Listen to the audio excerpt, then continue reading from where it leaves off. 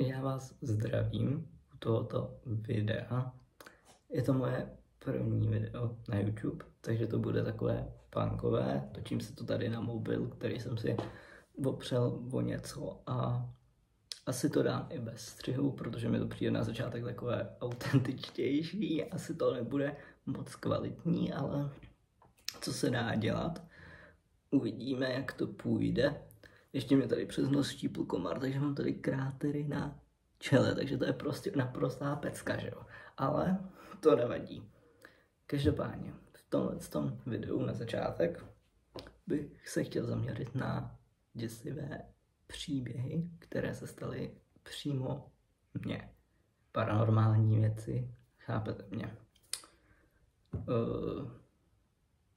Vím, že tomu asi hodně lidí nebude věřit, jestli tohle video vůbec někdo uvidí, protože na YouTube a všude na internetu je podle mě většina videí s touhle tematikou fake, což pak dělá právě blbé jméno lidem, kteří reálně říkají věci, které se mi opravdu staly.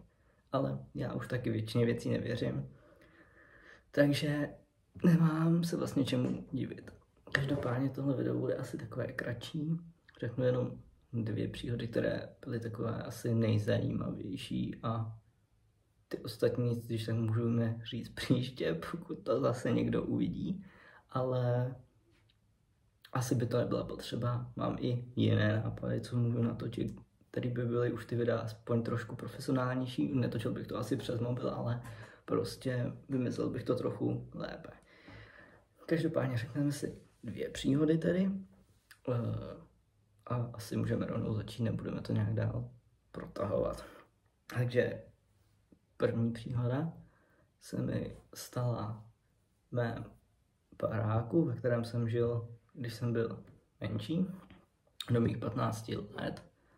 Bylo to barák u babičky a bylo to ve městě, kde vlastně na tom místě, kde jsme měli ten barák, tak po druhé světové válce, tam Češi sejmuli hodně Němců v Robloxu a bylo toho tolik, až tam tekly, vy víte co, potoky něčeho až na náměstí dolů. Takže to bylo, prostě má to tam temnou historii a právě proto si myslím, že se i v tom našem baráku střetávaly tolik temnější energie. Jo, nebylo to tam nějak úplně jako, prostě nepředstavujte si v zajetí démonů, ale prostě bylo to docela intenzivní. Každopádně bylo mi podle mě tak třeba 10, 11, 12 maximálně, když jsem tam šel v tom baráku na půdu a jasně, to prostě starý barák, půda, většinou jsem se tam nikdy necítil nejlíp, ale prostě bylo to v pohodě, rozumíte, ale tentokrát to bylo opravdu divné, protože hned jak jsem tam vešel na ty schody, tak jsem se cítil naprosto stísněně, úzkostně, cítil jsem se opravdu velice špatně, jako bych tam neměl být, že potřebuji pryč.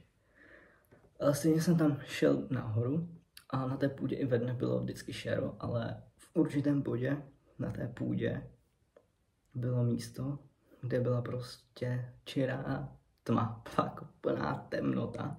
A prostě říkal jsem si, co to sakra je, protože to prostě nebyla taková ta tma, jak známe. To byla fakt čistá temnota. Měl jsem s sebou mobil, vyfotil jsem to, strchnul jsem, protože prostě opravdu jsem se tam cítil hodně špatně. A potom, když jsem se koukal na ten mobil, tak tam bylo vidět, co tam bylo.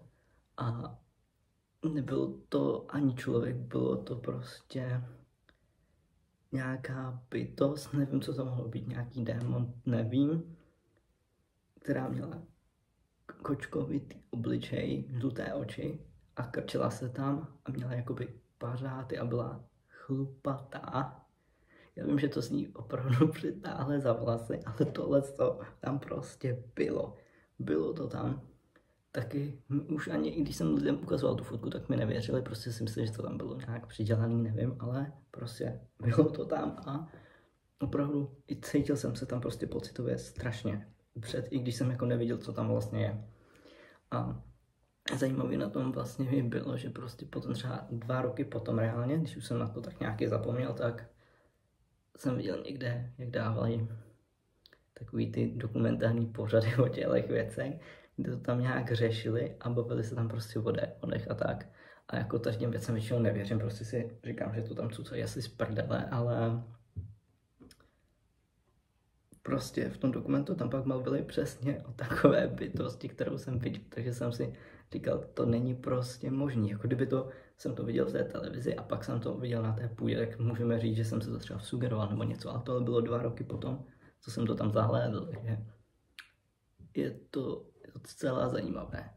No, takže to je první příhodička a druhá příhoda je možná jakoby ještě intenzivnější, protože to se stalo, když jsem bydlel u mého otce, který má přítelkyni a v tom stejném baráku tedy žijou oni a ještě její 2 dcery. A já jsem v ten den, co se to stalo, jsem byl doma jenom já a jedna z těch dcer, ale ona šla někam s kamarádama ven, prostě na celou noc byla pryč, takže jsem byl doma sám. A byly asi 3 hodiny ráno a už jsem prostě ležel v posteli, koukal jsem se ještě na videa a řekl jsem si, jo, už půjdu spát, takže jsem to vypl a normálně usínám. A najednou slyším, jak se venkovní dveře otevřou, hodí se klíče na stůl a slyším i sundávání prostě bod, bundy, všeho. A říkám si, jo, prostě tak už přišla domů, prostě nebral jsem to nějak jako něco nadpřirozeného, prostě se vrátila domů z pařby. Pak slyším i jak jde prostě krok po kroku po schodech nahoru a ona měla pokoj vedle mě a slyším i vedle mě zavření dveří a říkám si, prostě stále jsem to nebral jako něco nadpřirozeného, prostě se vrátila domů, šla po schodech a zavřela se v pokoji. Říkám si, OK, normálně jsem usnul, pohoda.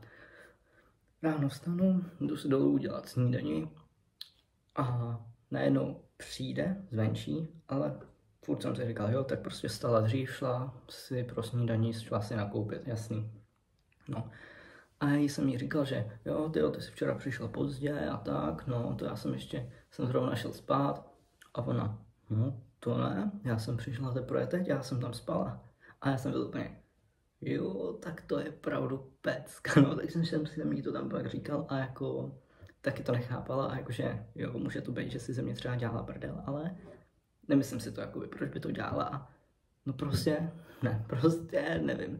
Takže tohle to možná bylo ještě hustější než to první, protože vyloženě jsem to tam všechno slyšel a nechápu, jak je to kurva možný, že jsem slyšel otevřít, zavřít dveře venkovní. No prostě nevím. Jakože furt lepší, než kdyby to byl cizí člověk. Ceně lidi jsou víc děsiví, ale prostě stejně je to hustý. No, každopádně, tohle bude asi všechno. Jak říkám, je to hodně punkový, nevím, jestli to vůbec někdo uvidí, chtěl jsem si prostě zkusit tady něco natočit, povídat si o nějakých takových věcech. Příště by to bylo když tak víc profesionální, takže tak, ale pro tohle video bych to asi ukončil, takže pokud to někdo uvidí a bude se nám to líbit, tak mi tam můžete dát like nebo komentář a pro případě říct, jestli byste chtěli takové téma i nadále, nebo třeba cokoliv jiného. Takže já se s váma loučím a zdravíčku.